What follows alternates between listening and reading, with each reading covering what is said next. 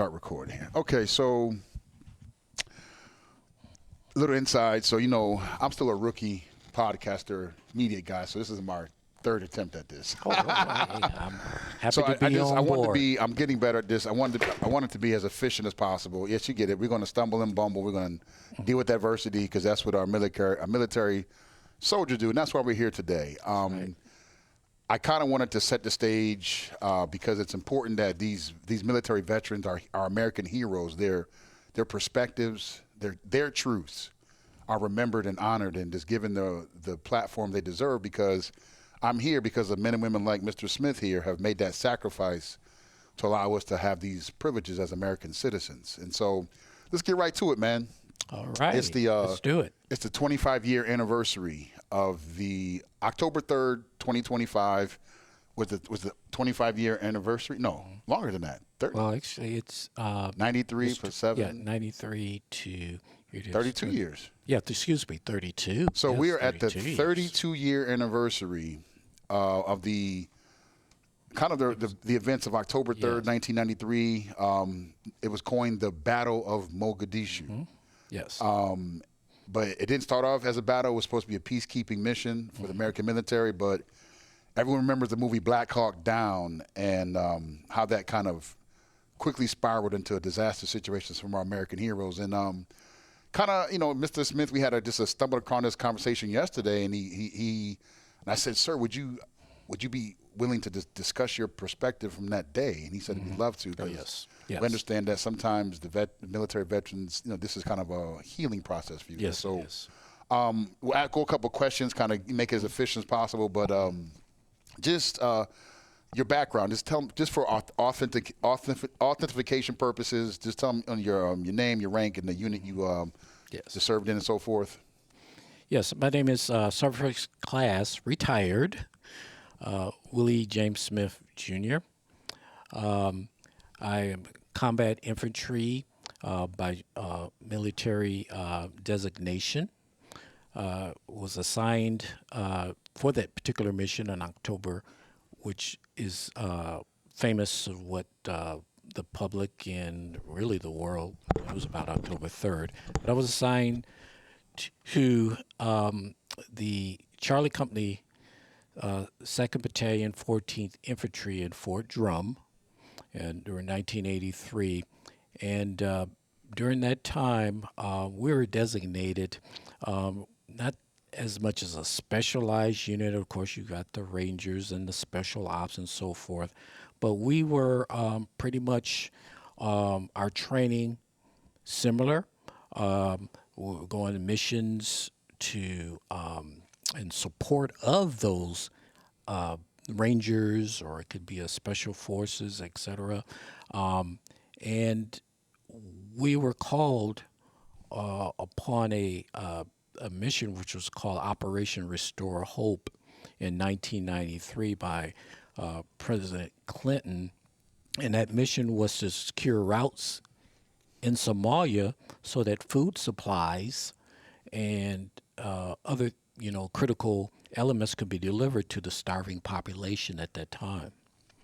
Well, shortly during that operation, tensions came to a head, and obviously on October 3rd it was dubbed as the Battle of Mogadishu. The battle saw 18 U.S. service members killed and another 84 wounded. One of my close friends, died in that mission, along with 2 Black Hawk helicopters that were shot down. Here in Alabama, of course, a lot of us may be familiar with Mike Durant. I believe he ran for public office several years ago. My particular not just company, but my platoon was one of the first to reach his chopper. Upon reaching the chopper, of course, he was already captured at that time by Somali rebels. And but just so I'm clear, for people that remember so when that first helicopter went down, that group of soldiers got to the first crash site. That was your team. My company, yes, company. Charlie Company, Wow. yes, and That's pretty within intense, sir. Edmonton, yes, That's yes, I'm and getting goosebumps thinking about that throughout, scene in the movie. and Wow. basically, as we all know, yes, that movie was depicted, and many things were quite accurate. But obviously, in a 90-minute presentation, you can only, present so much stuff and so forth. But it was a quite ordeal moving up to that crash site. I can imagine, sir. And Is there as far as that day, obviously as a layperson, we would never understand what that's like being in a firefight. I'm from the hood, but I ain't been in no firefight. You know what I'm saying? I ain't been out there. You know what I'm saying? There might be some similarities, but I'm trust you, it's probably times 10. You know what I'm saying? I don't dodge a couple of drive-bys and stuff, but I ain't been in no real firefight in a hazardous war zone. So I couldn't imagine that just obviously that intensity must have been just tremendous. But Oh yes. just homage to you guys and the focus. And so you guys get to the first crash site and he's not there, right? Mm-hmm. Correct. Man, that's I don't want to go through the small details because that's a lot of information, but just obviously that was one of the pivotal scenes of the movie. You guys are pushing through the city. You get to the crash site and he's not there. The guy's supposed to rescue. So and I would like to add that there were earlier attempts during daylight hours. We're talking over like a 12-hour operation. 12 hours. Yes. Yeah, I think that's Yes. because we watch the movie. You see it. For us, it's 90 minutes, but you see they get there during the day and then in the evening and the nighttime. Yes. So it's 12 hours just nonstop fighting. Yes. Yes. In the movie, they showed there was a kind of a rest period in the movie, but there was no rest, was there? No.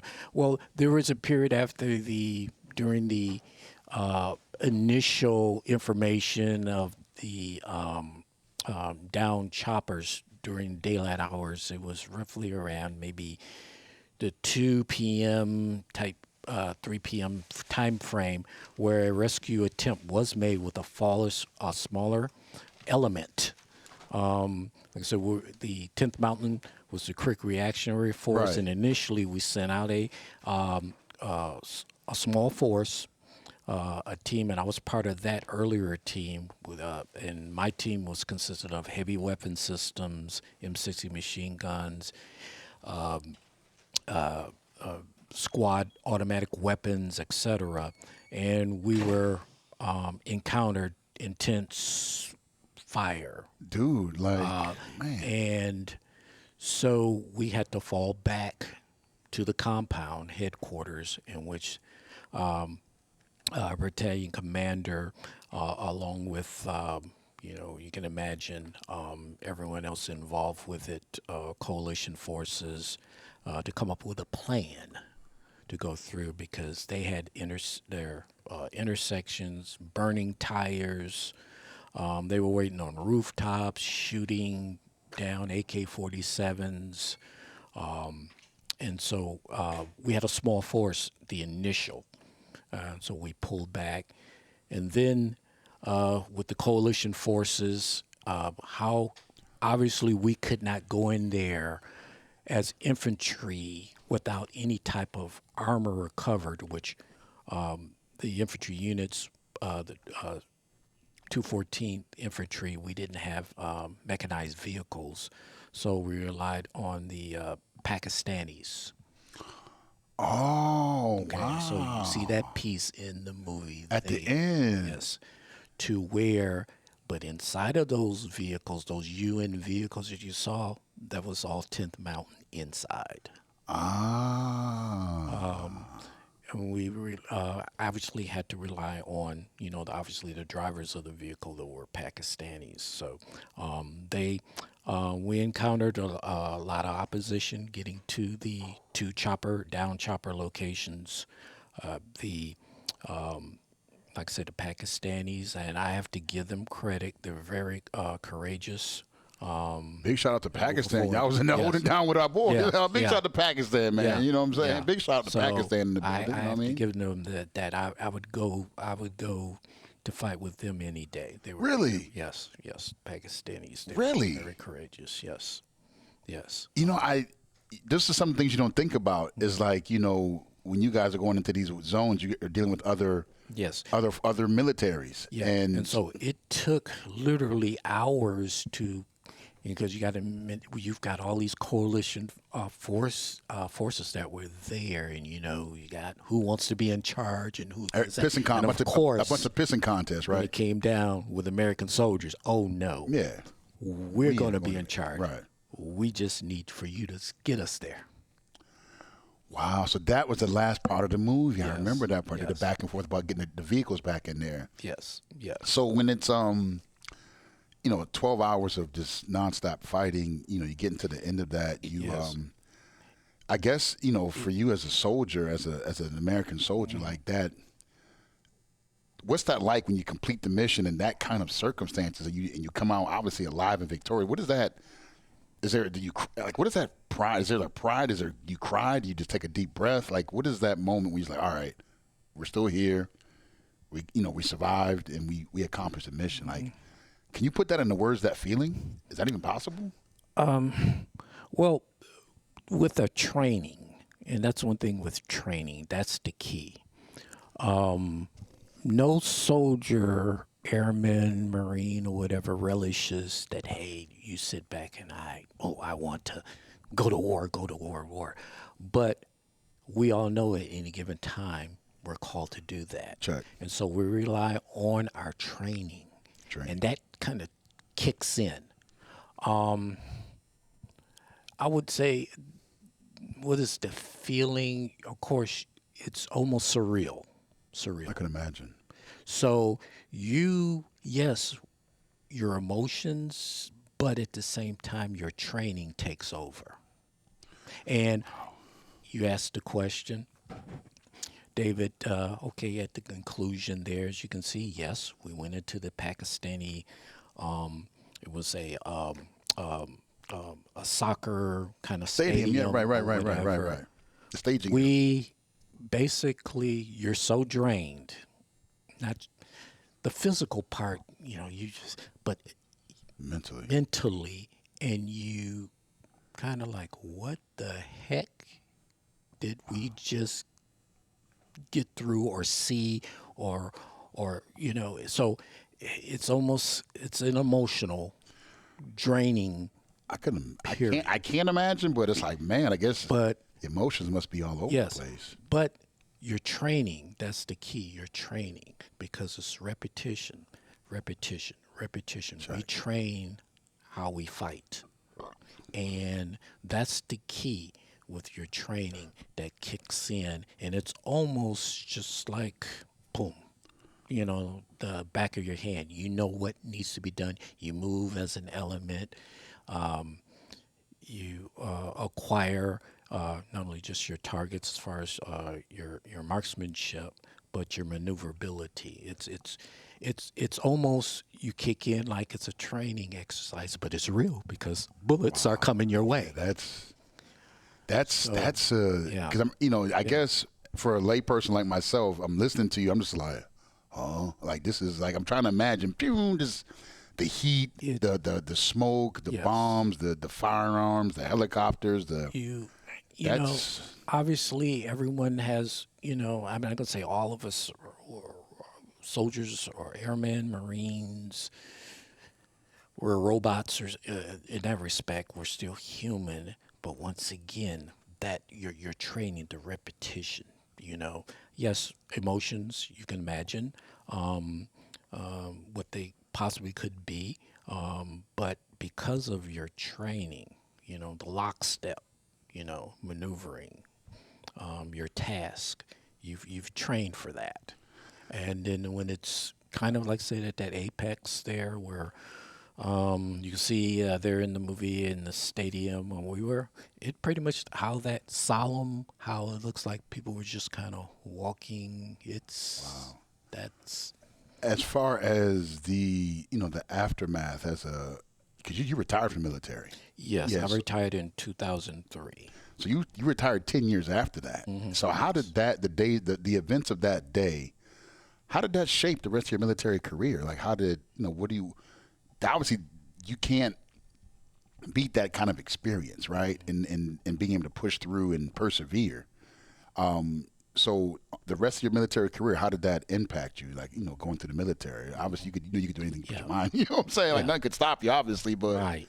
that's go ahead. I would definitely hear how that impacted your military career afterwards. During that time, I was basically probably around the 10-year, 12-year time of my time in service. But obviously, the next, like I said, I retired at 21 years of age. So as I moved on, I was selected, became a drill sergeant. Oh yeah.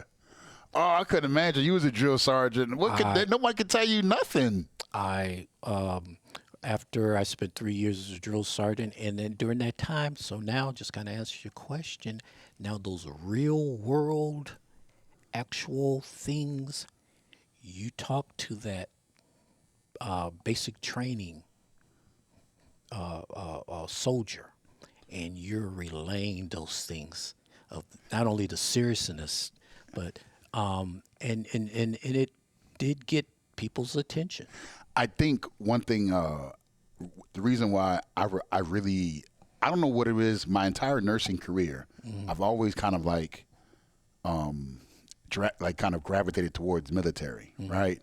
And I think because of me as an athlete, I love the team aspect of the military. Similarities. And for me, I'm the ultimate team player. You know what I'm saying? I don't need the I want to win. Yes. That's all I want to do is win, right? And then I really admired the no shoulder left behind. Yes. Like you guys are going after the dead bodies. Yes. Like yes. that says so much about the team aspect. yes. Like I love my teammates from playing basketball, but it's like, I ain't we ain't, but that says a lot about the mentality of the American. Pease, I think I want to rehash this. If you meet a military veteran, just say thank you, man, because sitting here talking to retired Sergeant First Class Willie Smith, I'm getting goosebumps because it's like, as a layperson, it's like, man, and I've worked with so many veterans, and I just say thank you because literally we're here. I can do this. Have a building. I don't have to worry about no one sending mortars to my building. Because of the sacrifices these men and women make. And I implore upon everyone, when it comes to our veterans, please leave the politics at home. Just say thank you because, every man, every woman, doesn't matter what they look like, what you think of them, they put their name on a dotted line and they sacrifice their minds, their bodies, and their spirits for our country. Yes. Leave the politics alone when it comes to our veterans, please. But and the apolitical aspects of it, that hey, yes, we're still human. We come from our neighborhoods and grow up or whatever, but one of the things as a service member, you have to be apolitical, even though you may have your personal things. I happened to serve when I came in the military, first as a private, Ronald Reagan, both Bush Senior, Junior, and I got out just before, not before, but of course, President Obama. So, but Clinton, I forgot. Yeah, you went to Reagan, both Bushes, and Clinton. You had a good run, didn't you? That was a good run. America But you know doing our what? thing. As a soldier, it doesn't matter, if right. it's Republican, Democrat. That's the beauty of the military. It doesn't matter.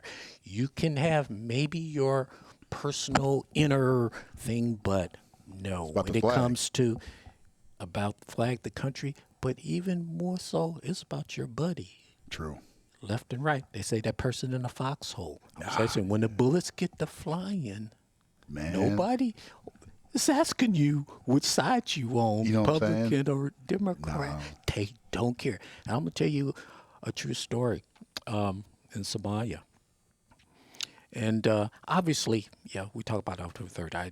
We've been there for like 4 months. So, and we're always going out of the compound on missions and just, out and so forth.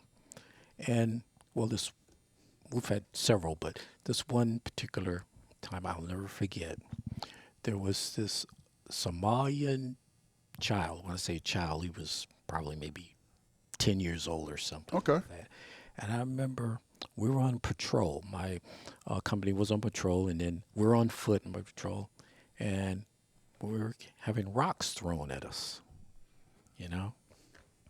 And one would say, well, hey, oh man, in Africa, Somalia, you know, and of course, we've got white, black, Hispanic, whatever. But True. you know what they saw?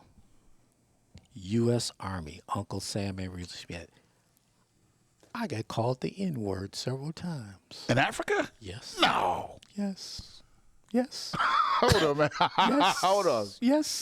This is funny, but it ain't. It's funny. It's America. Who cares, right? They didn't know. There were several didn't know much, could speak English, but I got called All right, now here, now America. N-word. That's our fault, America. the N-word. It's our fault, They America. did not look at me, even though our skin, and their skin color, they didn't look at me like that. They looked at me as American, U.S. military, America, UN, and got rocks thrown at me. So remember, guys, America, we got to do better, right?